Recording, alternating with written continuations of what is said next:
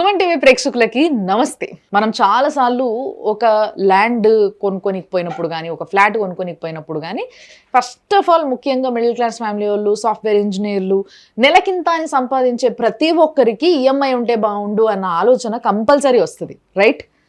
Yes, investment EMI అయితే చాలా బాగుంటుంది, నేను ఎన్నో కొనేసుకుంటుండే అనే ఆలోచన ఎంతో మందికి ఉంటుంది. ముఖ్యంగా ఈ విధంగా ఆలోచించే వాళ్ళందరికీ వాళ్ళ ఇన్వెస్ట్మెంట్ ఇక్కడ పెట్టుకోవడానికి బాగుంటుందని చెప్పి ఒక అద్భుతమైన ప్రాజెక్ట్ గురించి ఈరోజు నేను మాట్లాడబోతున్నాను. నా ముందు ఉన్నారు 46acres.com founder and CEO Santosh గారు. ఎస్, నమస్తే అండి. నమస్తే మేడం. యాక్చువల్గా నా బడ్జెట్ 50,000 అనుకోండి, ఏదైనా కొనుక్కోవడానికి, ఒక వస్తువు కావచ్చు, ఏదైనా కావచ్చు. 50,000 అయితే అది ఈఎంఐలో వస్తుంది అని అంటే నేను 150,000 పెట్టైనా కొంటదాన్ని, ఎందుకంటే ఈఎంఐ కాబట్టి obviously I can make money by the time. So ఈ విధంగా ఆలోచిస్తారు ఎవరైనా.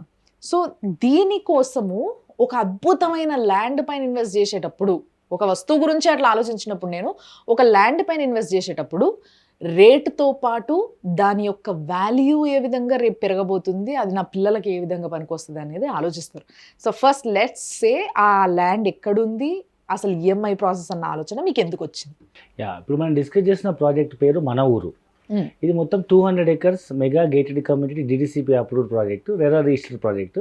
అన్ని డెవలప్మెంట్స్తో సహా ఇస్తాము. ఇది ఈఎంఐ ఇస్తున్నాం కదా అని చెప్పేసి ఫామ్ ల్యాండ్ 4 గీతలు గీసి రాళ్ళు వాత అమ్మే ప్లాట్ కాదు ఇది. అబ్సల్యూట్లీ అన్ని ప్రభుత్వ అనుమతులతో, అన్ని రిజిస్ట్రేషన్స్తో, అన్ని సర్టిఫికేట్స్తో, అన్ని డెవలప్మెంట్స్తో మనం ఈఎంఐ స్టార్ట్ అయిన మొదటి నుంచి ఈఎంఐ కట్టేంత వరకు మనం ఆ సైట్ డెవలప్మెంట్స్ చూసుకుంటూ మనం పేమెంట్ చేసుకోవచ్చు. ఎక్కడ ఉంది సార్ ఎగ్జాక్ట్ ఇది? సో ఇది మనకు సెంట్రల్ గవర్నమెంట్ కొత్తగా ప్రవేశపెట్టిన NIMZ, సో నీమ్స్ నారాయణఖేడ్ దగ్గర మనకి ఈ ప్రాజెక్ట్ ఉంది. సో ఈ నీమ్స్ నారాయణఖేడ్ అనేది మీకు వినే ఉంటారు చాలా సార్లు, నేను చెప్పాను కూడా. సెంట్రల్ గవర్నమెంట్ సుమారు 13,600 ఎకరాల్లో 36,000 కోట్ల పెట్టుబడితో ఇన్ఫ్రాస్ట్రక్చర్ అండ్ ల్యాండ్ పూలింగ్ కి అంత డబ్బులు కేటాయించి సుమారు 5 లక్షల కొత్త ఉద్యోగ అవకాశాలు వస్తున్నటువంటి ప్రపంచవ్యాప్తంగా టాప్ మోస్ట్ కంపెనీస్ అన్నిటి ఇన్వైట్ చేసింది ఇక్కడికి. లైక్ ఎలాంటి కంపెనీస్ అనేది కూడా చెప్పరా? ముఖ్యంగా 3 సెగ్మెంట్స్ అండి: automobile, electronics and FMCG. Automobiles అంటే అన్ని EV వెహికల్ మ్యానుఫ్యాక్చరింగ్ అన్ని ఇక్కడికి వచ్చేసినాయి. లైక్ US లో ట్రిటాన్ 21,100 కోట్లతో electric and bus and truck manufacturing company. UK top company OneMoto, electric 2-wheeler, 3-wheeler and 4-wheeler. And German company ఒకటి Light Auto అనే ఒక కంపెనీ. సో అది కూడా ఆల్మోస్ట్ ఒక 1,000 crores ఇన్వెస్ట్మెంట్ చేస్తుంది. And US top company auto light, వాళ్ళు కూడా more than 1,000 crores investment చేసి ఎలక్ట్రిక్ 2-wheeler అండ్ 3-wheeler. ఈ విధంగా DRDO డిఫెన్స్ వెహికల్ వాళ్ళు 1000 కోట్లతో వెమ్ టెక్నాలజీస్ అని ఫ్యూచర్లో మనం సైన్యంతో యుద్ధము మనుషులు కాకుండా డ్రోన్లతో ఫైట్ చేసేటట్టు, డ్రోన్లోనే GPS బాంబర్స్ ఉంటాయి, మనం రిమోట్ ద్వారా వాటిని మనం పంపించి బ్లాస్ట్ చేయొచ్చు. ఎలక్ట్రానిక్స్ చూసుకుంటే ఇప్పటి వరకు వచ్చిన హైయెస్ట్ ఇన్వెస్ట్మెంట్ ఎలక్ట్రానిక్స్ లో 24,000 కోట్లు. రాజేష్ ఎక్స్పోర్ట్స్ అని బెంజ్ కార్లకు వాళ్ళు టచ్ స్క్రీన్ సప్లై చేస్తున్నారు. ఆ కంపెనీ ఇక్కడ అమ్లాయ్ డిస్ప్లే ఫ్యాక్టరీ పెడుతుందన్నమాట. అంటే మనం ఇప్పుడు ఫారిన్ కంట్రీస్కి వెళ్తే నేమ్ బోర్డ్స్ అనేవి డిస్ప్లే 3D బోర్డ్స్ ఉంటాయి కదండి, టచ్ స్క్రీన్ లో మన మొబైల్ కు ఉండే టచ్ 3D స్క్రీన్ అందులో వస్తుంది అనమాట. అన్ని నేమ్ బోర్డ్స్ అని చేంజ్ అవుతాయి. సో ఫ్యూచర్ లో మన ల్యాప్టాప్స్, సిస్టమ్స్, పిల్లలు రాసుకునే slates, door calling bells, even table పైన కూడా మనం వేసుకునే గ్లాస్ దాన్ని వేసుకున్నాం అనుకోండి, డిజిటల్ ద్వారా మన మొబైల్ మొత్తం షేర్ చేసి ఇక్కడనే చూపించవచ్చు. సో అది హైయెస్ట్ ఇన్వెస్ట్మెంట్ 24,000 కోట్లు నీమ్స్ కి వస్తుంది. అండ్ 3వ సెగ్మెంట్ FMCG, అంటే ఫాస్ట్ మూవింగ్ కన్జ్యూమబుల్ గుడ్స్ అనమాట. ఉదయం లేస్తే వాడే బ్రష్ పేస్ట్ నుంచి గుడ్ నైట్ కాయల వరకు ప్రతి వస్తువు అక్కడే తయారవుతుంది. సో ఈఎంఐ దగ్గరకు వస్తే ఎట్లా ఇది, అంటే ఈఎంఐ ఆలోచన ఎందుకు వచ్చింది, అండ్ ఈఎంఐ ఎట్లా మేము ఏ విధంగా, అంటే బ్యాంక్ నుంచా మీ నుంచా, ఏంది ఇది ప్రాసెస్? సో జనరల్గా ఏంటంటే 5 ఎకరాలు 10 ఎకరాలు 20 ఎకరాలు వెంచర్ వేస్తే మనం ఇవ్వలేము. కానీ మనం గోయింగ్ టు ద హ్యూజ్ 200 ఎకరాల సైట్కి వెళ్తున్నప్పుడు, ఇప్పుడు మీరు 60 ఎకరాల సైట్ తీసుకుంటేనే అప్రాక్సిమేట్ మనకు 1000 ప్లాట్లు వస్తున్నాయి.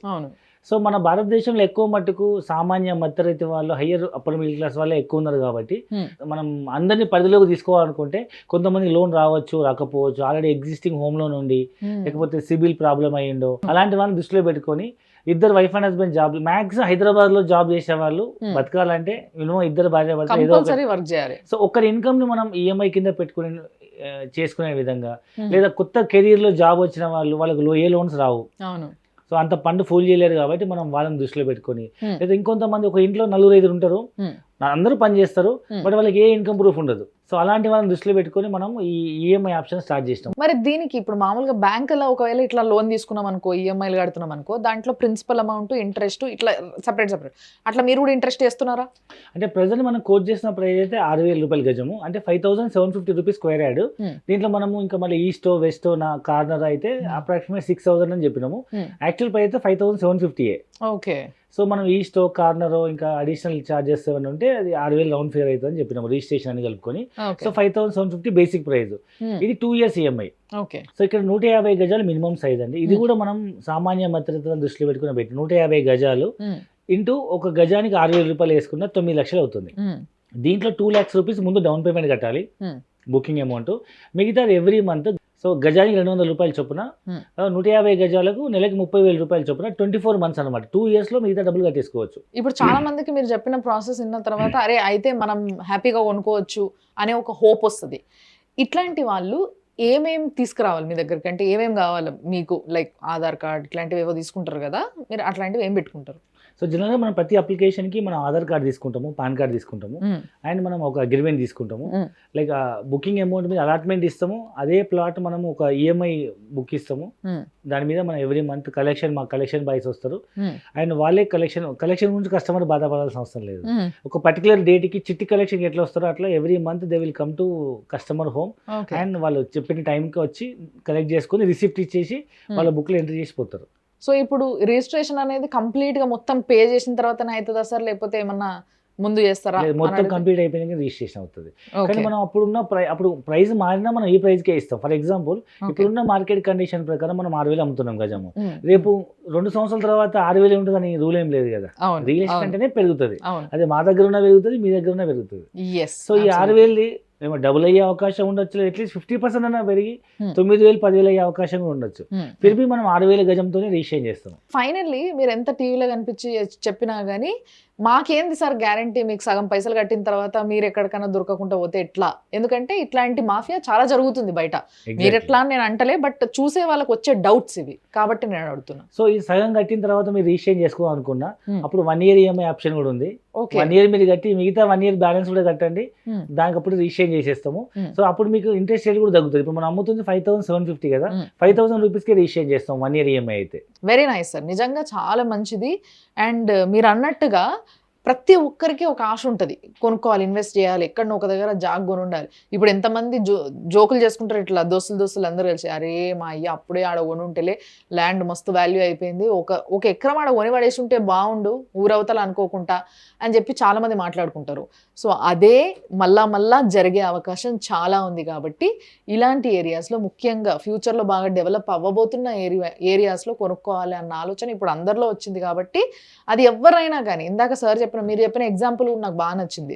వాచ్మెన్గా వర్క్ చేస్తున్న వ్యక్తి కూడా ఈరోజు బాగా అంటే సంపాదిస్తున్నారు, బాగా పైసలు ఉంటున్నాయి వాళ్ళ దగ్గర.